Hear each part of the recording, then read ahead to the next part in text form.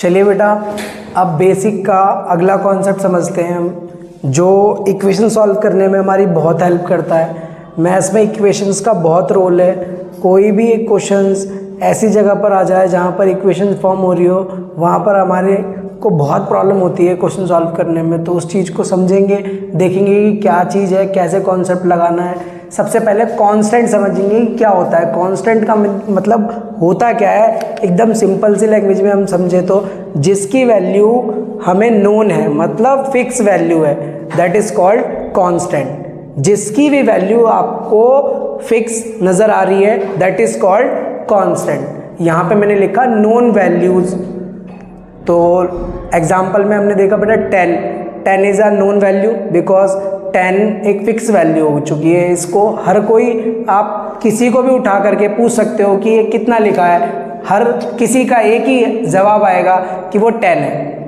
-3/7 भी एक कांस्टेंट है, 4.8 भी एक कांस्टेंट है, √5 भी एक कांस्टेंट नंबर है।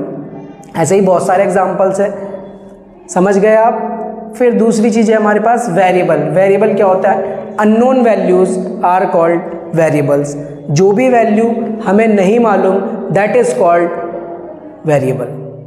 क्योंकि इसकी वैल्यूज़ जो हैं वेरी करती हैं, कि आपकी कुछ और आएगी, मेरी कुछ और आएगी। इसका एग्जाम्पल समझे तो जैसे मैं बोलूँ आपसे मेरी एज कितनी है, आपको नहीं मालूम, अननोन है आपके लिए, तो आपके हिसाब से मेरी एज क्या है, वेरिएबल। बट मैंने आपसे आपकी एज बोली तो आपको अपनी एज नोन है, therefore this is called constant. Okay, variables के एग्जाम्पल, मेन एग्जाम्पल्स हमारे XYZ होते हैं, बाकी आप अल्फ़ाबेट से भी रिप्रेजेंट कर सकते हैं। इंग्लिश के अल्फ़ाबेट को यूज़ करके आप वेरिएबल्स रिप्रेजेंट कर सकते हैं। फिर आता है लाइक टर्म। लाइक टर्म्स क्या होती हैं, 2 और मोर terms having same variables with same power. 2 या 2 से ज़्यादा टर्म्स अगर हमारे पास हैं और उनके वेरिएबल और पावर्स सेम नज़र आ रही है, that is called like terms. So यहाँ पर देखेंगे आप 5x² - 8x², variable x, power 2, therefore these terms are called like terms.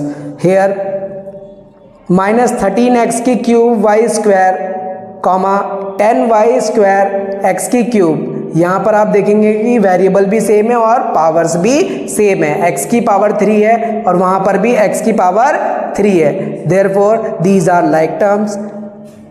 Order change हो सकते हैं बेटा, ऑर्डर चेंज हो सकते हैं, ऑर्डर पे मत जाना आप। मैंने बोला वेरिएबल भी सेम हो और पावर्स भी सेम होनी चाहिए। यहाँ पर हमने देखा वेरिएबल p की पावर 3, p की पावर 3, p की पावर 3, r की पावर 8, r की पावर 8, r की पावर 8, q की पावर 5, q की पावर 5, q की पावर 5।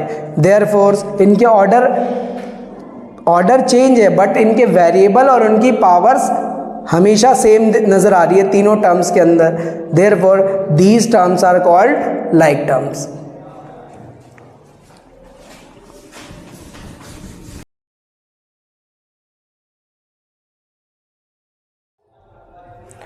चलिए फिर लाइक टर्म्स के बाद समझते हैं हम अनलाइक टर्म्स क्या होती हैं।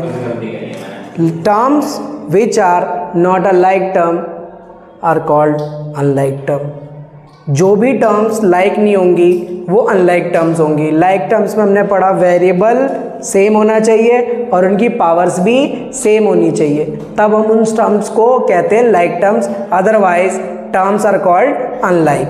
यहाँ पर हमने देखा वेरिएबल x सेम है बट इनकी पावर्स डिफरेंट है, therefore these terms are called unlike terms.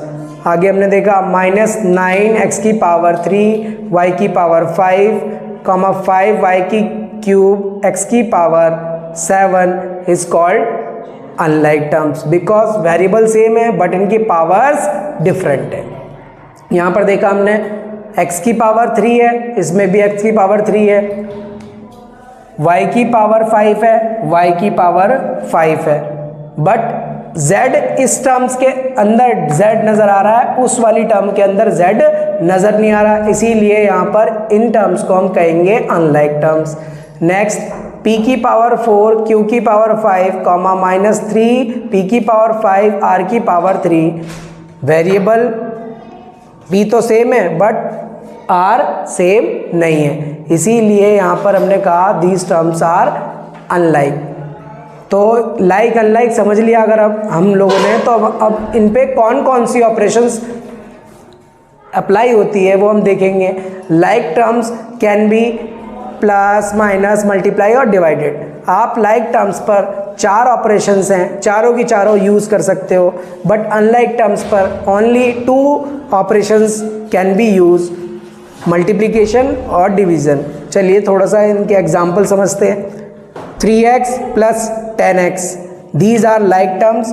Like terms can be added, subtracted, multiply और डिवाइडेड। सो यहाँ पर देखेंगे हम दोनों टर्म्स को हमें क्या करना है बेटा, ऐड करना है।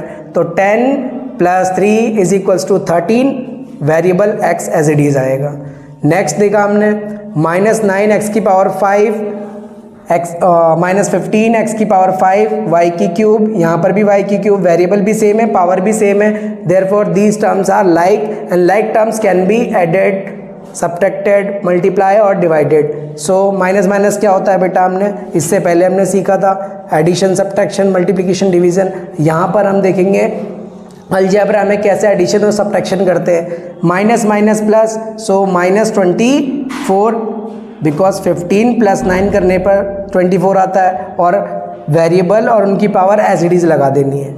यहाँ थर्ड एग्जांपल देखें, 4x प्लस 9y, यहाँ पर वेरिएबल डिफरेंट है, पावर सेम है, तो these terms are called unlike. Unlike terms can be multiply और डिवाइडेड। सो यहाँ पर इन दोनों टर्म्स को ऐड करना है, ये ऐड नहीं हो सकती, बिकॉज रीज़न क्या है, क्योंकि ये अनलाइक टर्म है। फोर्थ एग्जाम्पल देखते हैं हमने देखा 3x multiply -2y, these are unlike terms, but unlike terms can be multiply और डिवाइडेड। और यहाँ पर हमने देखा, यहाँ पर इन टर्म्स को मल्टीप्लाई करना है, तो अनलाइक टर्म्स मल्टीप्लाई हो सकती हैं, इसीलिए 3 2 6 x y माइनस का साइन आ जाएगा, जैसा कि हमने पिछली वीडियो में देखा था। मल्टीप्लाई और डिवाइड करने पर हमें साइन ग्रेटर डिजिट का नहीं लगाना होता है, वहाँ पर हमें करना होता है साइन सेम है तो प्लस, डिफरेंट है तो माइनस। सो -6x y आ जाएगा। यहाँ पर देखा 40x divided by -8, so 40 divide by 8 5, variable as x as it is आ जाएगा और नेगेटिव का साइन आ जाएगा। 7x की क्यूब -10x स्क्वायर। अब यहाँ पर देखा, यहाँ पर वेरिएबल सेम है बट उनकी पावर डिफरेंट है, so these terms are unlike. Unlike terms can be multiply और डिवाइडेड, बट यहाँ पर इन टर्म्स को हमें क्या करना है, माइनस करना है, जो कि पॉसिबल नहीं है।